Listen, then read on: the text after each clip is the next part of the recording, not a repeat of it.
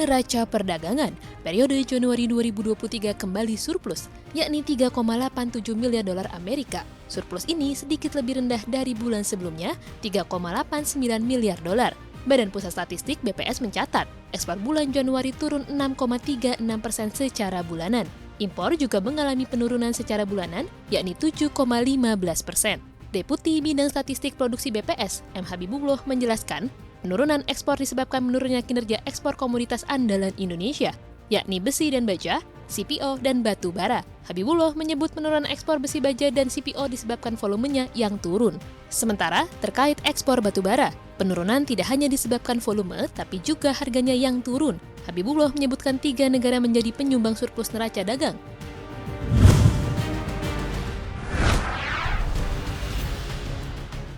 Polri tetapkan 3 tersangka kasus KSP Sejahtera Bersama. Direktur Tindak Pidana Ekonomi Khusus Bareskrim Polri, Brigjen Pol Wisnu Hermawan, mengatakan saat ini penanganan kasus tersebut tengah dalam proses perkara P21.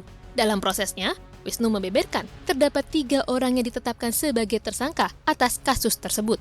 Koperasi Simpan Pinjam Sejahtera Bersama saat ini sedang ditangani pihak kepolisian Bareskrim Polri. Kasus ini diduga telah menjerat kurang lebih 186.000 korban dari seluruh Indonesia dengan tingkat kerugian mencapai 8 triliun rupiah. Kasus gagal bayar KSP Sejahtera Bersama diketahui mulai mencuat pada tahun 2020. KSP Sejahtera Bersama mengeluarkan surat edaran yang dikeluarkan jajaran pengurus dan pengawasnya secara sepihak.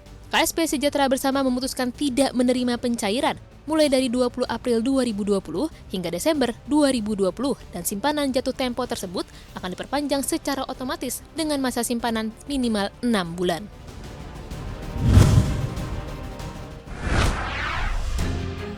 Perusahaan listrik negara membukukan pendapatan 455 triliun rupiah sepanjang tahun 2022.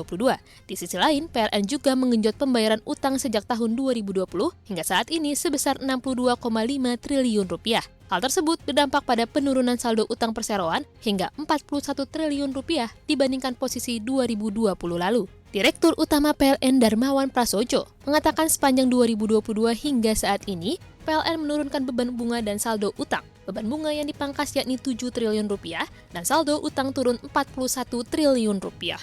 Perusahaan plat merah itu juga memangkas belanja modal melalui penundaan ekspansi aset yang belum dibutuhkan. Belanja modal yang sebelumnya dianggarkan 70 triliun rupiah turun hanya menjadi 57 triliun rupiah.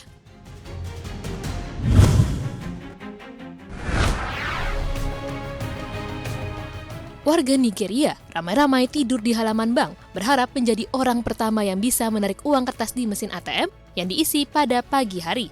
Bukan tanpa alasan, sebab salah satu negeri raksasa Afrika ini sedang kekurangan uang tunai dan menimbulkan kepanikan.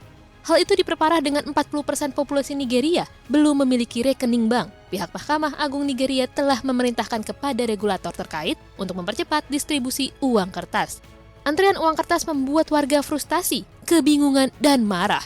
Kondisi ini terjadi saat negara sedang bersiap untuk pemilihan presiden pada akhir bulan. Sulitnya uang naira ini membuat masyarakat sulit untuk berpergian, membeli stok makanan, transaksi jual-beli, hingga transaksi lainnya. Pada Oktober 2022 lalu, pemerintah Nigeria telah menginformasikan kepada masyarakat jika akan ada penggantian uang kertas lama dengan uang kertas baru.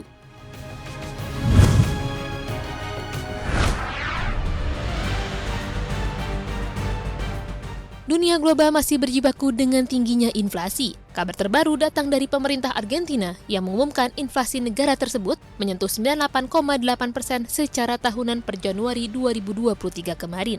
Angka ini menjadi level tertinggi sejak hiperinflasi pada 1990-an. Di sisi lain, inflasi bulanan per Januari tahun ini sebesar 6,8%. Buruknya perekonomian juga turut melunturkan popularitas Presiden Alberto Fernandez menjelang pemilihan umum pada Oktober mendatang.